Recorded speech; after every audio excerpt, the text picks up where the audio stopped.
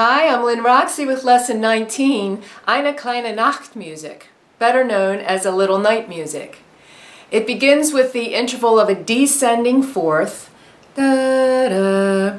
Our thumbs will share middle C, so it's a different hand position than we're used to. And I'm quite sure that we will make Wolfgang Amadeus Mozart proud of the way that we are playing his song. Here's the middle C warm-up. Thumbs share C, which many adults find very uncomfortable, but you'll just have to share space there and you'll get used to it. Here is a warm-up that's written, middle C warm-up. Start in your left hand 5 and say these letter names out loud. F, G, A, B, C, B, A, G, F. 1, 2, 3. Right hand second line, thumb on C, D, E, F, G, F, E, D, C. 1, 2, 3. It may seem like we went backwards because we did that at the very beginning of the course, saying the letter names out loud. But your left hand isn't really used to reading the notes here. So get used to saying these out loud. It'll help you learn them better. Now here's a warm-up that we'll do by ear. This is not written. This is contrary motion. Contrary motion, you're going to be moving away as opposed to parallel motion this way. So both thumbs play C, both twos play, both threes play, 4s, 5s, and then work back in, 4ths, 3, 2, 1. Do that again, 1, 2, 3s, 4s, 5s.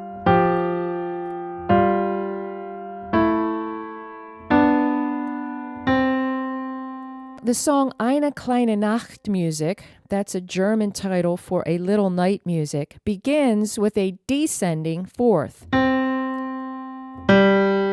that. Oh, there's another song. I've been working on the railroad. I've been working on the railroad just came to my mind. That begins on a descending fourth. Let's find some other descending fourths. How about if we start on A? And go down.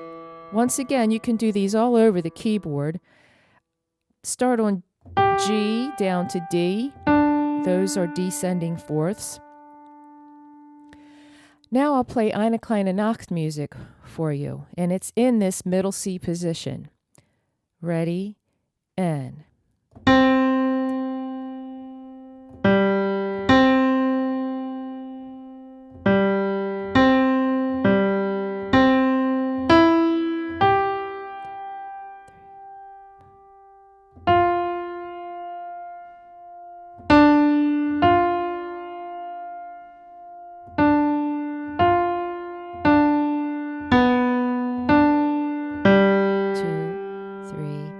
Four.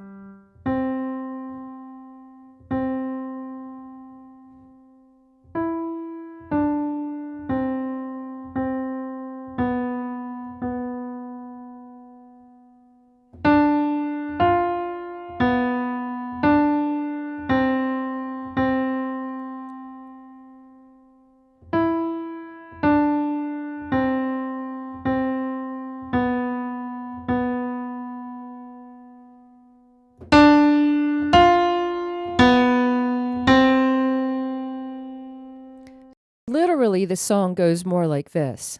But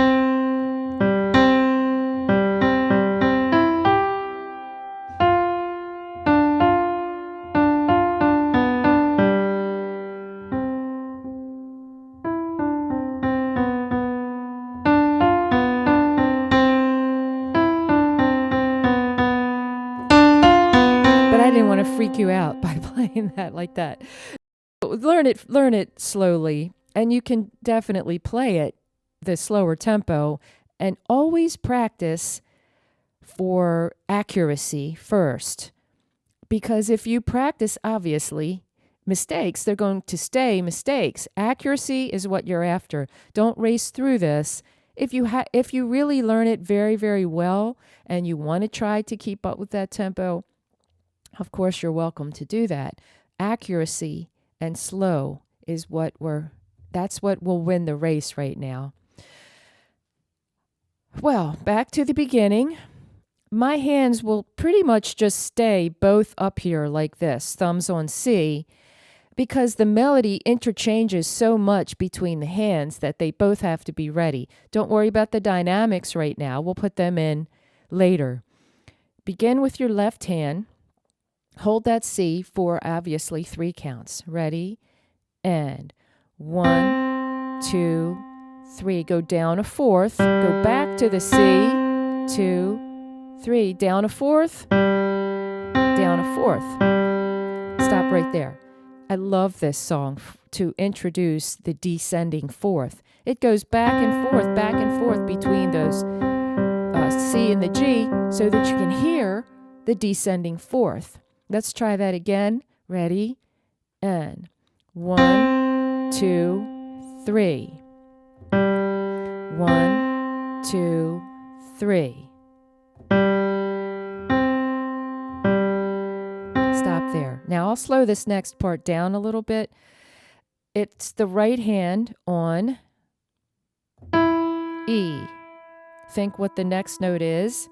It's up a third and you're going to G. And obviously you hold that for 4 counts, that whole note. The next note starts here. Ready? F. 2, 3. F, 2, 3.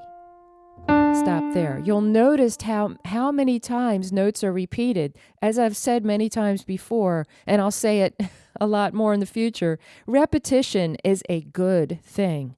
It's mental glue for the listener.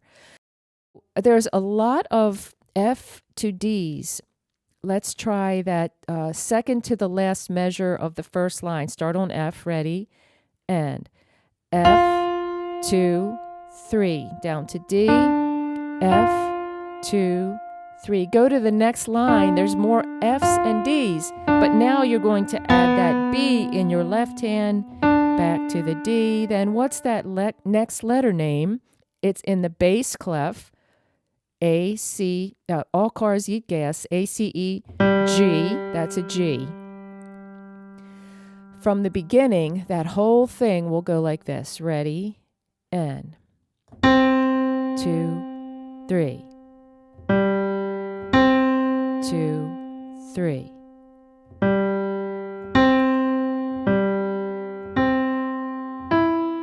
One, 2, 3, F. 2, 3. F, 2, 3.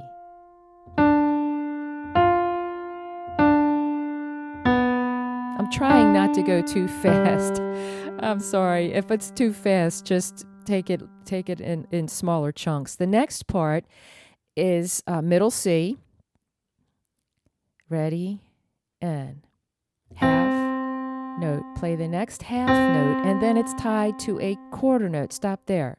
You see that curved line between the same 2 notes? You know that that's a tie. So the first note gets C. The first C gets 2 counts. The second C gets actually half note tied to a quarter. It gets 3 counts. And then you go on to the E. Repeat the C. Now your left hand gets a turn on that B. And there's another B, and it gets 3 counts because of the tie. Your right hand now plays. Boy, this is a lot of back and forth. You see the quarter rests in your left hand, but the right hand plays. Then it tells the right hand to rest, and it tells the left hand to play. Wow. Okay, do that measure again, the last measure of the second line. Well, that's a tied B right there, but that's a B. Then it goes to right hand, back to left hand. Now we're on the last line. It begins on a D. Stop there. Last line. D, ready, and middle C, and tie. Stop there. Make sure you're not playing like this. Make sure you're sitting up straight, but relax. Okay, start on the last line again on D. Ready? And D. 3, 4, 1. Now you go to your E. Middle C again. Left hand plays B. Stop there. You've already seen this next measure in the end of the second line. You know that it's D to F, back to B. And then we end it on middle C. I'll play the song from the beginning with the dynamics without stopping. Ready? And 2, 3. 2, 3.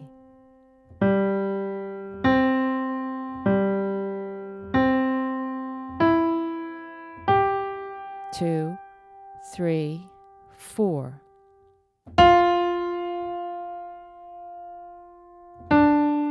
1, 2, 3. This is still loud.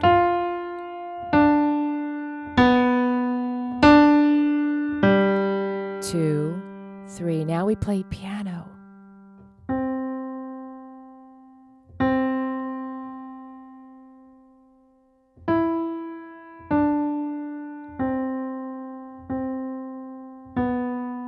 3, 4. Mezzo forte, that's medium loud.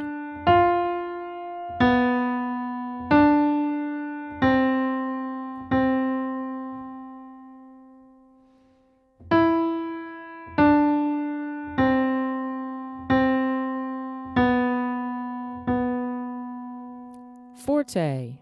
1, 2, 3, 4. Now, you know, this song is difficult, but that's what makes it so cool when you get it. After you've practiced and practiced and practiced, you think, I'm never going to get this song. And then all of a sudden, it all comes together. And you play it for a friend and they go, dang, man, you've been practicing. You sound awesome. And then, or you're just relaxing for yourself and maybe you don't play it for someone else. But trust me, it's all worth it. Together you and me make perfect harmony. I hear a rhapsody